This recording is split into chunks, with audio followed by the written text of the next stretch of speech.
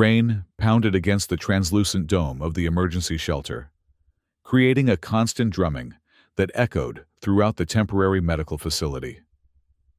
The shelter stood precariously on the frozen moon, orbiting a massive gas giant whose swirling storms could be seen through breaks in the torrential downpour. Lightning crackled across the sky, illuminating the bleak landscape for brief moments before plunging it back into darkness.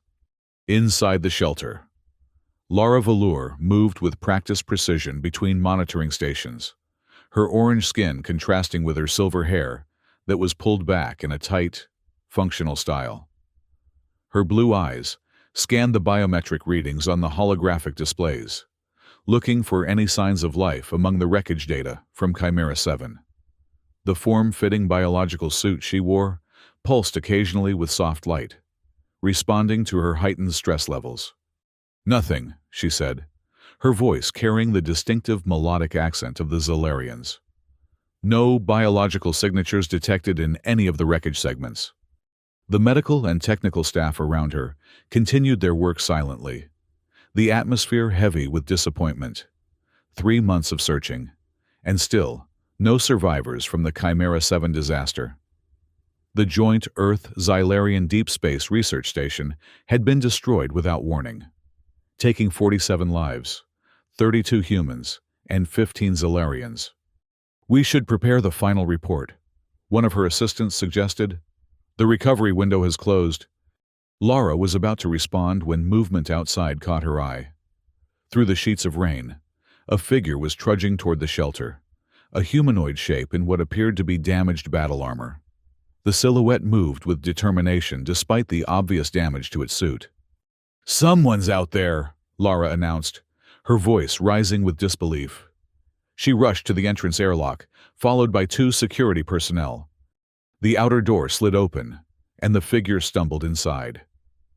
As the decontamination cycle began, Lara could see the figure more clearly through the airlock window. The silver-gray armor was badly corroded, with multiple rupture points sealed by what looked like an organic compound.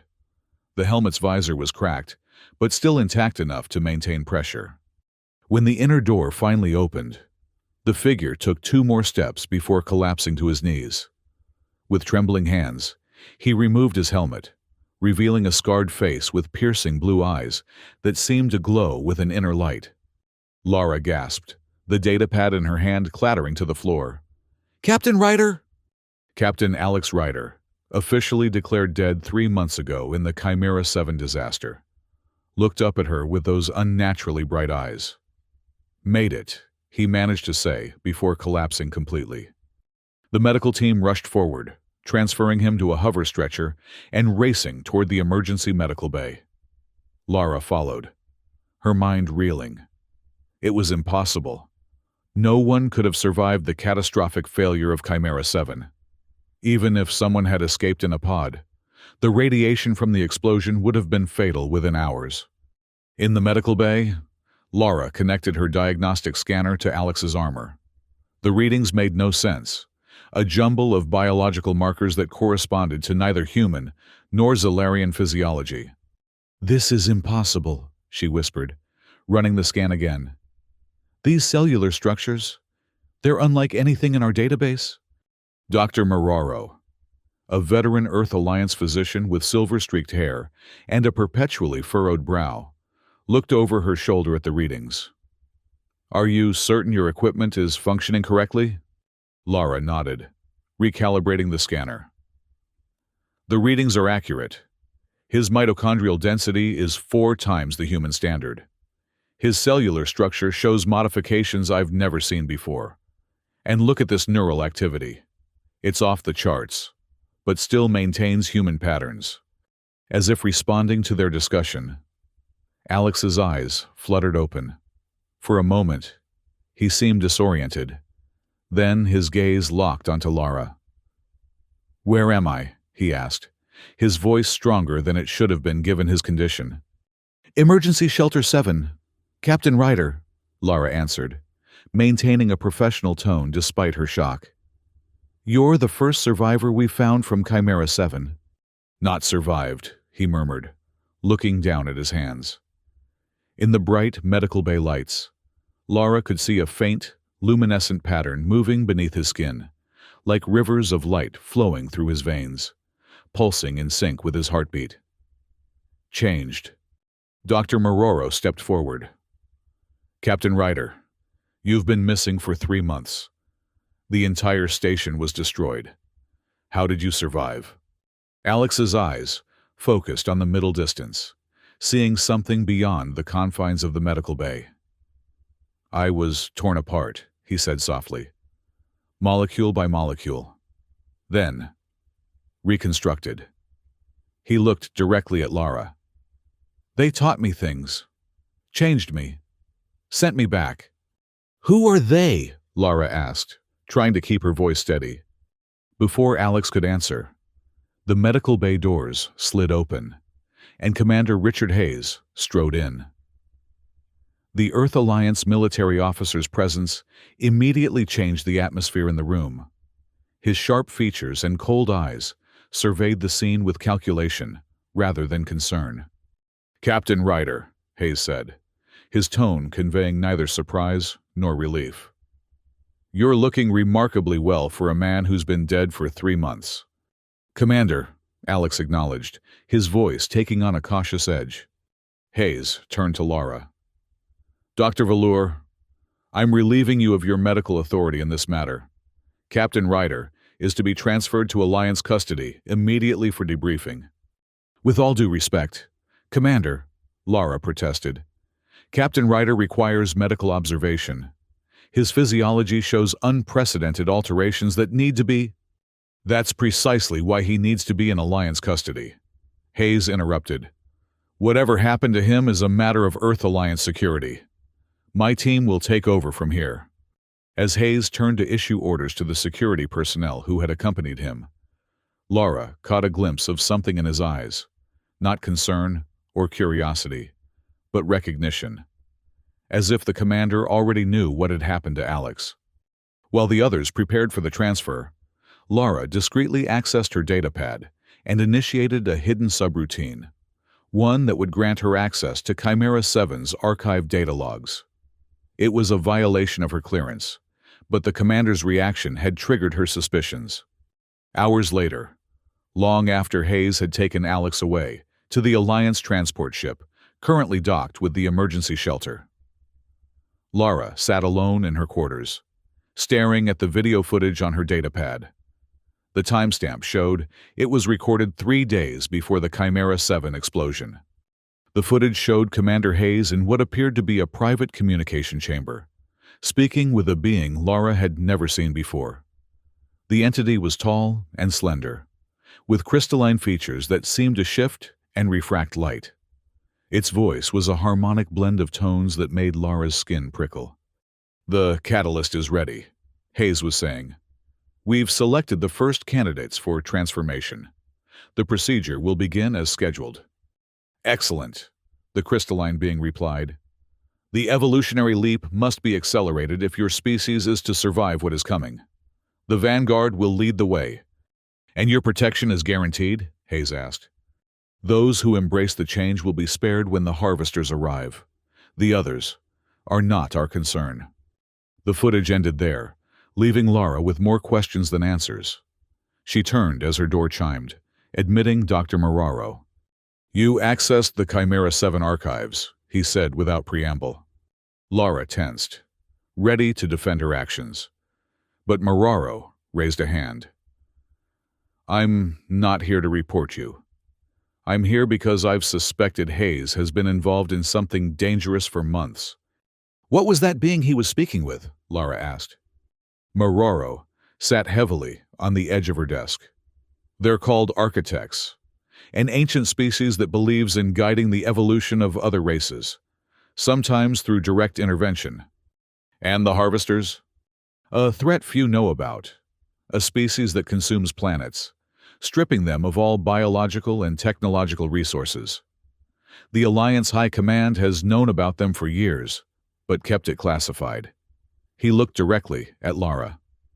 "Hayes believes the only way to fight them is to accept the Architect's help in creating enhanced humans, The Vanguard? That's what happened to Alex, Lara realized. But it doesn't make sense. If Hayes is working with these architects, why did Chimera 7 explode? And why does Alex seem so different from what Hayes expected? I don't know, Mororo admitted. But I do know Hayes intends to take Alex to an Alliance Black site for study.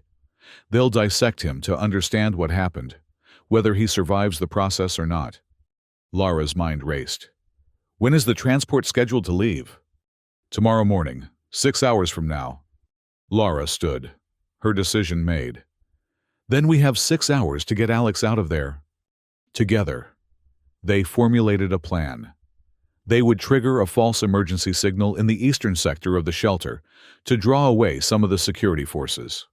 Then, they would initiate a containment alert that would temporarily lock down the transport ship, giving them a 30-minute window to reach Alex and escape. The plan began smoothly enough. The false emergency signal drew half the security detail away, and the containment alert sealed the transport ship's airlocks. Lara made her way toward the ship's medical bay, where Alex was being held. She was within sight of the medical bay entrance when an alarm blared.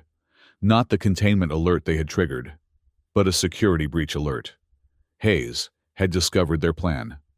Lara ducked into a service corridor as armed security personnel raced past. Her communicator vibrated, and she activated it to hear Mororo's voice. "They've found out," he said urgently. "They're locking down the entire facility. Get to Alex now, or you won't get another chance." "What about you?" Lara asked. "I'll try to slow them down. Go." Lara sprinted toward the medical bay, her heart pounding. As she rounded the final corner, she heard shouting and the sound of a scuffle. She pressed herself against the wall and peered around the edge.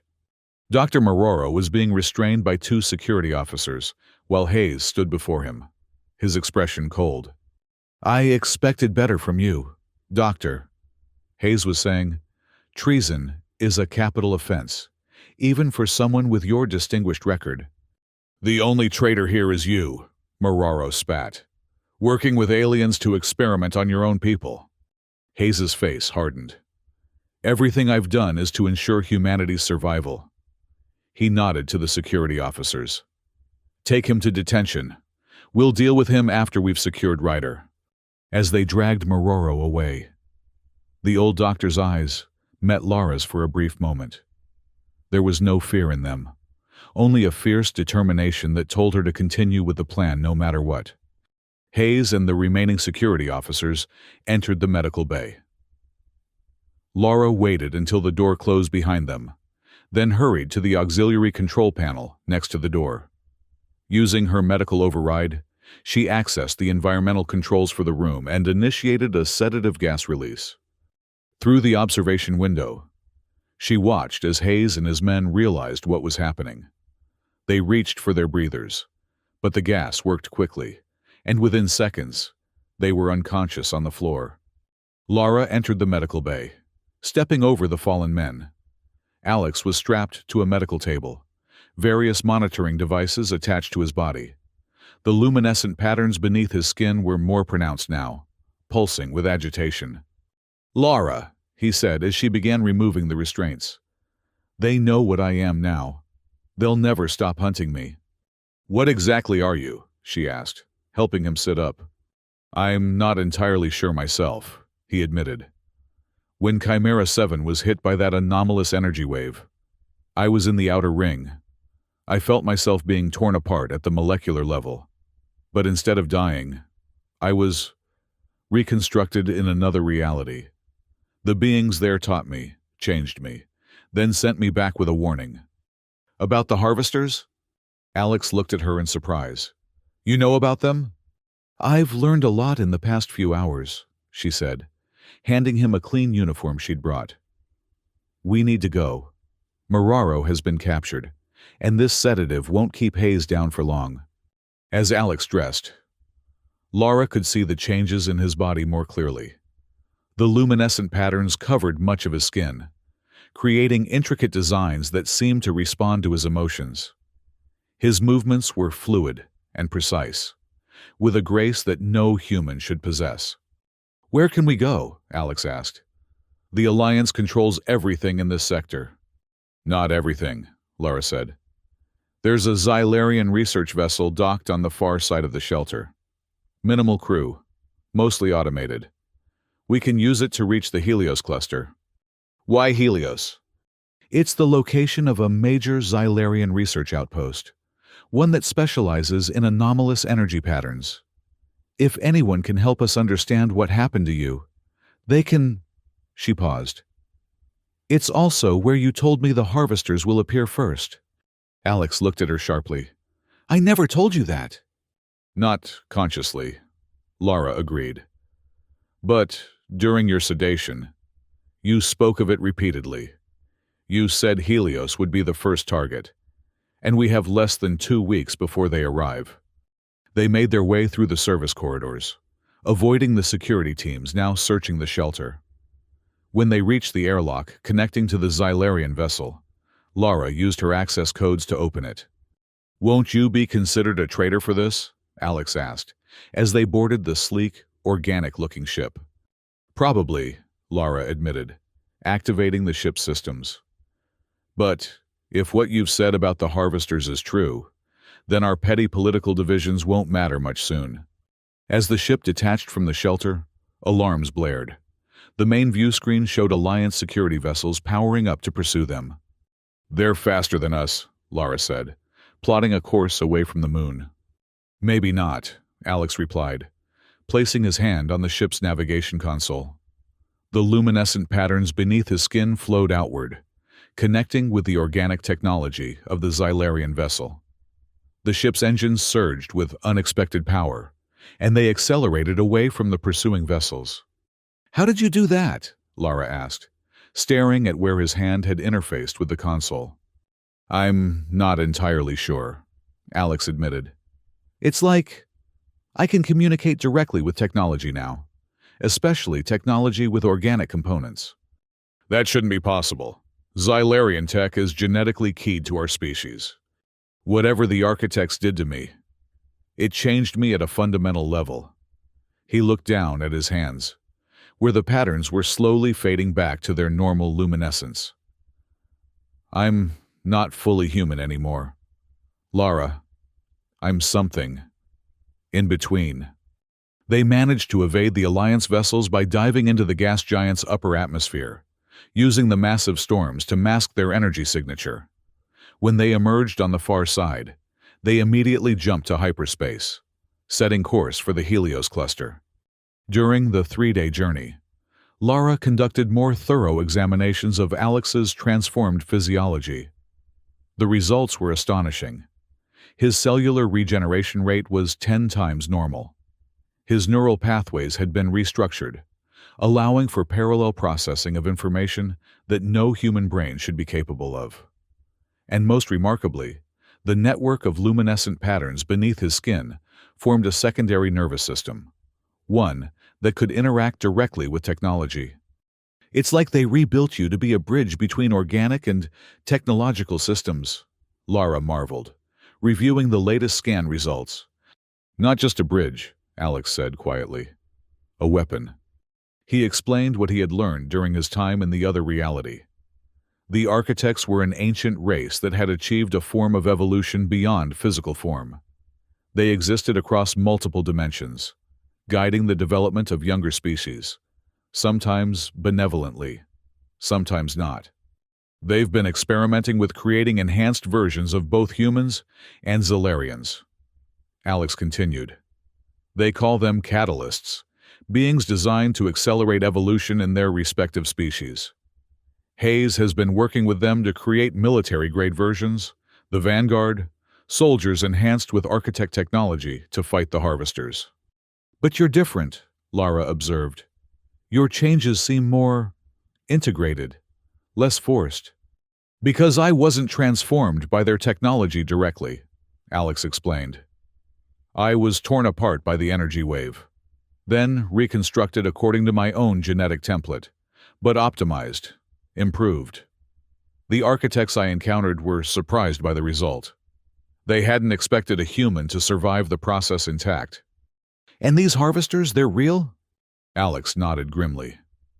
Very real. They consume planets, strip mining them for biological and technological resources. They've been moving through the galaxy for millennia, and they're headed for both Earth and Xylar space. Then why not warn both our governments openly? Why the secrecy? Because the architects have their own agenda, Alex said. They don't care about saving our species, only about creating the next stage of evolution. The harvesters are just a convenient threat to motivate cooperation. Before Lara could respond, the ship's proximity alarm sounded. They had arrived at the Helios cluster.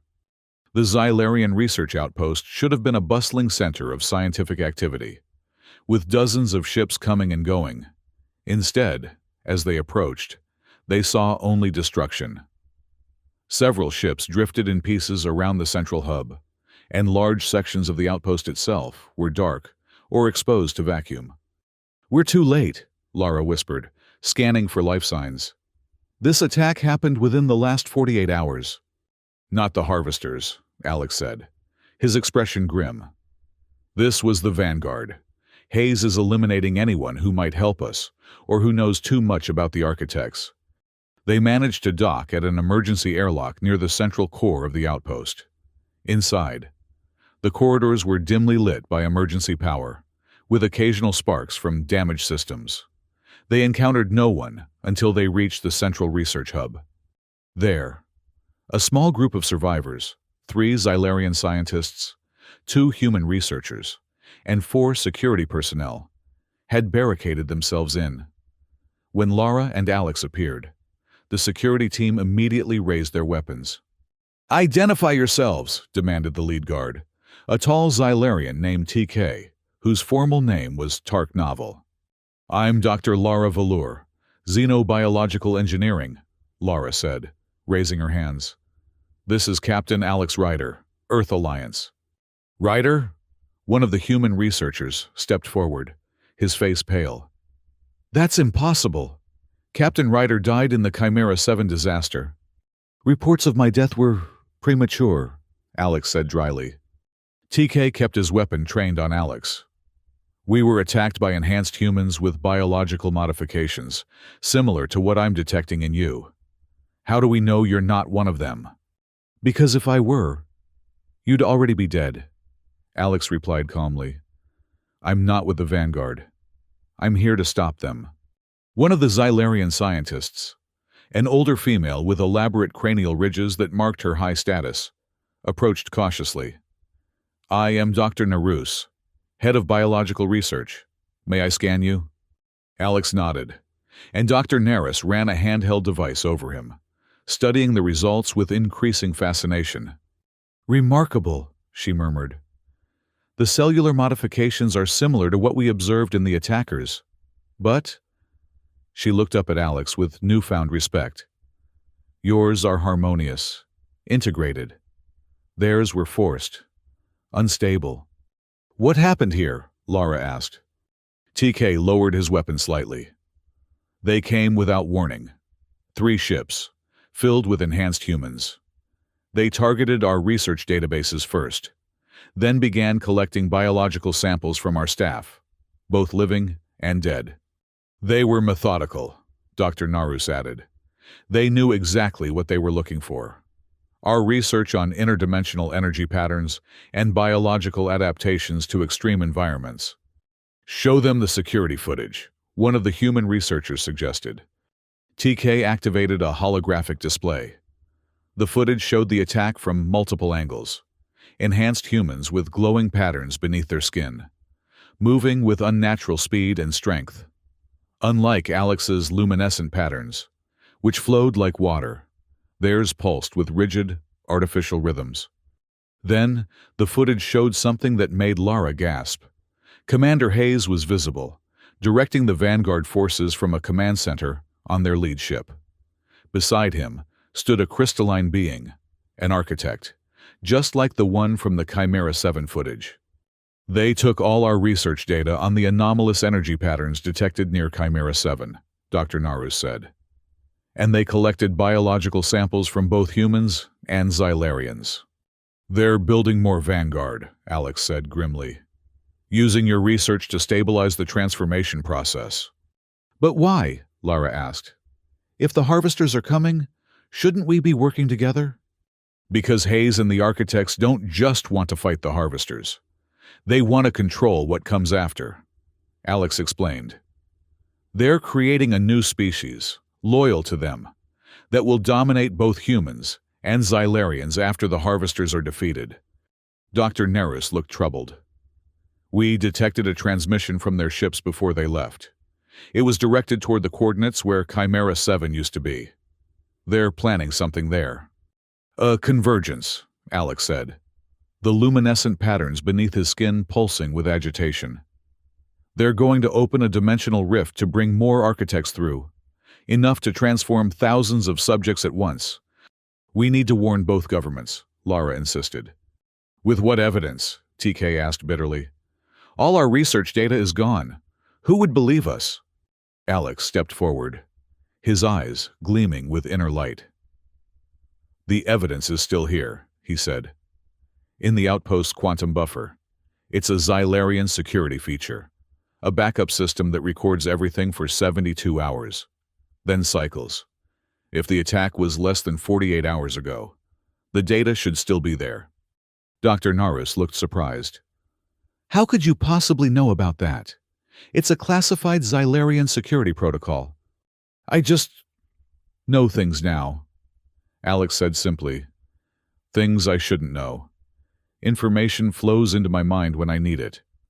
TK looked suspicious again. Even if that's true, the quantum buffer is physically isolated. You couldn't access it without direct neural interface, and that would kill any non-Xylarian. Perhaps not, Dr. Norris said thoughtfully, studying her scanner readings again. His neural structure has been significantly modified. The risk would be extreme, but... I'll do it, Alex said without hesitation. Just show me where... TK and Dr. Narus exchanged glances, then nodded. They led Alex and Lara deeper into the outpost, to a sealed chamber that housed the quantum buffer, a crystalline sphere suspended in a field of shimmering energy. The interface requires direct neural connection, Dr. Narus explained. It will interpret your thoughts as commands, but the data throughput is enormous. Even for a Xylarian, prolonged connection is dangerous. How long do I need to maintain the connection to extract the attack footage? Alex asked. Approximately 3 minutes to locate and copy the relevant data, Dr. Narus replied. But Captain Ryder, I must warn you, your neural structure, while advanced, is still fundamentally human. This could cause permanent brain damage. Alex looked at Lara, his expression resolute. If we don't stop Hayes and the architects, there won't be much of humanity left to save anyway. Before Lara could protest, the outpost's alarm system blared. TK checked the security feed and cursed in the Xylarian language. Vanguard ships, he announced. 3 of them, just dropped out of hyperspace. They'll dock in less than 10 minutes. They must have detected our arrival, Lara realized. This changes nothing, Alex said firmly. I need to access that data. It's our only chance to convince both governments of the threat. Dr. Narus quickly prepared the neural interface, a crown-like device that would connect Alex to the quantum buffer. As she worked, Lara took Alex's hand, her orange fingers intertwining with his. You don't have to do this, she said softly. Yes, I do, he replied, squeezing her hand gently. The patterns beneath his skin pulsed brighter where their hands met. Whatever I've become, I'm still human enough to know what's right. TK and the other security personnel took up defensive positions outside the chamber. We'll hold them off as long as we can, TK promised. Get what you need and get out. Dr. Narus placed the neural interface on Alex's head. Focus on the attack. Visualize what you're looking for. The buffer will respond to your intent. Alex nodded, then looked at Lara one last time before closing his eyes. Dr. Narus activated the interface, and Alex's body went rigid. The luminescent patterns beneath his skin flared brightly, racing up his neck and across his face. Lara watched in fascination and horror as Alex's expression contorted in pain. The quantum buffer began to pulse in sync with the patterns on his skin, its crystalline surface swirling with images too fast for Lara to comprehend. "It's working," Dr. Narus said in amazement. "He's accessing the data at an unprecedented rate." Outside, they heard the sounds of combat, energy weapons discharging, shouts, and the distinctive hum of Vanguard technology. TK's voice came over the comm system, strained and urgent. "We can't hold them much longer. There are too many." Lara looked at Dr. Narus anxiously. "How much longer does he need?" "Another minute, at least," the Xylarian scientist replied. "But his neural activity is becoming erratic. If we don't disconnect him soon." The chamber door buckled under a powerful impact. Vanguard forces were trying to break through. "Disconnect him now," Lara demanded. "If we interrupt the process before completion, the data will be lost, and the neural shock could kill him," Dr. Narus warned. Alex's body suddenly arched backward, a silent scream on his lips. The quantum buffer flared with blinding light, and every display in the chamber activated at once, showing the same images. The Vanguard attack, Hayes communicating with the architect, the plans for the convergence at the Chimera 7 coordinates. "He's broadcasting," Dr. Narus realized, checking her instruments. "He's sending the data to every communication system in the outpost, and beyond. He's tapped into the subspace relay network." The door to the chamber finally gave way, and 3 Vanguard soldiers burst in. They were human in form, but their movements were unnaturally smooth, and their skin pulsed with the same rigid patterns Lara had seen in the security footage. Their eyes glowed with an artificial light that held no humanity. As they raised their weapons, something unexpected happened. The Vanguard soldiers suddenly convulsed, the patterns beneath their skin flickering erratically. They dropped their weapons, clutching their heads in agony. "The broadcast," Dr. Narus said in astonishment. "It's disrupting their neural patterns." Throughout the outpost, they could hear similar sounds of distress as all the Vanguard forces experienced the same reaction. The broadcast was affecting them like a virus, disrupting the architect technology embedded in their bodies. Meanwhile, Alex remained connected to the quantum buffer, his body trembling with the strain. Lara rushed to his side, seeing the toll it was taking on him. The luminescent patterns were beginning to fade, becoming erratic and dim. "He's dying," she realized. "The interface is burning him out." With Dr. Narus's help, she disconnected the neural interface, catching Alex as he collapsed. His skin was cool to the touch, the luminescent patterns barely visible now. His breathing was shallow, his pulse weak. "We need to stabilize him," Lara said urgently. "Get him to a medical facility." TK appeared in the doorway, looking battered but triumphant. "The Vanguard are retreating. Whatever he did affected all of them. They're in complete disarray." "Help me get him to the medical bay," Lara ordered. "He needs immediate attention." They rushed Alex to the outpost's medical center, where Dr. Narus and the surviving medical staff worked frantically to stabilize him. His cellular structure was degrading, the harmonious patterns of his transformation beginning to break down. "The neural interface overloaded his system," Dr. Narus explained as she worked. "His body is rejecting the modifications." "There must be something we can do," Lara insisted, refusing to leave Alex's side. "Perhaps," Dr. Narus said thoughtfully. "We have experimental regeneration technology, designed to harmonize conflicting biological systems. It's never been tested on a hybrid physiology like his. But—" "Do it," Lara said without hesitation. For the next 6 hours, they worked to save Alex, using the Xylarian regeneration technology to stabilize his transformed physiology. Throughout the process, Lara remained by his side, monitoring his vital signs and making adjustments to the treatment protocols. Finally, the luminescent patterns beneath his skin began to stabilize, pulsing with a slow, steady rhythm once more. His breathing deepened, and his vital signs returned to the new normal that his transformed body had established. "He's stabilizing," Dr. Naras confirmed. "His cellular degradation has stopped." "Will he recover completely?" Lara asked. "I believe so," Dr. Naras replied. "But he will never be fully human again. The changes to his physiology are permanent, though perhaps more controllable now." As they finished the treatment, a communication came through on the outpost's emergency channel. Earth Alliance and Xylarian vessels were responding to the broadcast Alex had sent out.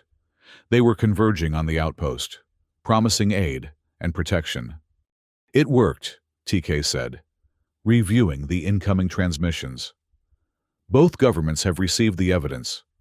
They've issued arrest warrants for Hayes and ordered all research into architect technology suspended pending investigation."